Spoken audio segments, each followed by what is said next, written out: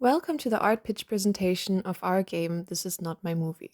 In this presentation, we will first go over our roles as artists, then how the game matches the given topic, the art bible and art style we are considering to be most fitting for the project, our visual pillars, and finishing off with a first look at character. So let's start with our team. In this table, we have marked what kind of roles we would like to take over as artists. We are 4 artists in total and have picked Isabel as our overall art lead. Then everybody will work on concept, environment, and prop art, while Mips will take over as the character artist. Joanna is our all-rounder, taking on most roles, while I, Sophia, will especially work on tech art. Now looking at the topic, during our research we looked at many other paintings by Edward Hopper. At first we were talking about using the literal diner as our setting, but wanting to move away from the actual painting a bit, we focused on the inspiration that Hopper took from movies and decided to pick a movie theater as our setting instead.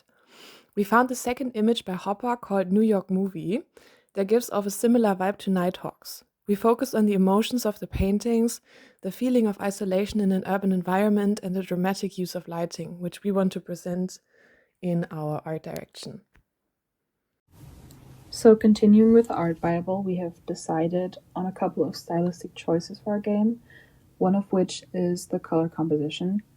We really like the feel of these warm and soft colors to create some sort of contrast against this eerie vibe of the setting and gameplay.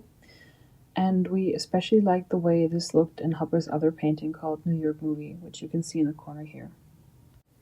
As for the shape language, we want it to be geometric, bold, but also dramatic, and for that we researched cinemas over the past decades, but you will hear more about that in a bit. Our last step was then deciding on what the actual visuals of our game would be like, and we all liked the art style of The Wolf Among Us, as it depicts the kind of strong shadows we want, and we want to combine this kind of style with Deponia in terms of environment design and attention to detail. And here you can see some more examples of both of these games. We want to achieve a balance between these styles, and in the end, these visuals should be both graphic and painterly, while remaining readable to avoid confusion for the players. To go more in depth with our art pillars, we gather images that represent our game best. The main mechanic is to interact with the machines in the cinema. These machines are chaotic, maybe because they were in storage for a long time. We also like the angular shapes with curves and props. They will make the environment feel Art Deco. All cinemas were very bold, with double outlines, strong colors, and striking looks. We wanted to avoid also these huge repurposed theaters that were used as cinemas in the time. We prefer something smaller, because it's best for our scope. Our environment will be a building constructed in the 50s that nowadays, in the 90s, is still being used.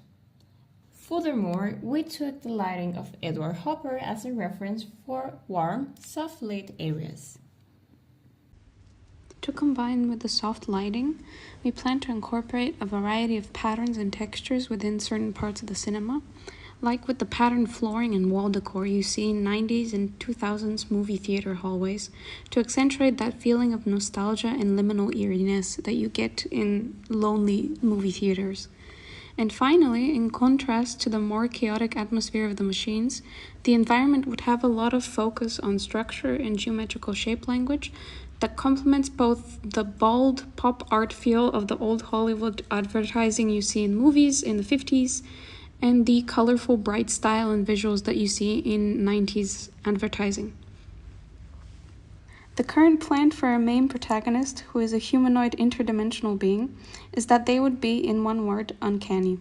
The idea is for the player to have room to wonder about the nature and intentions of the player character, and the overall design shouldn't make it too obvious.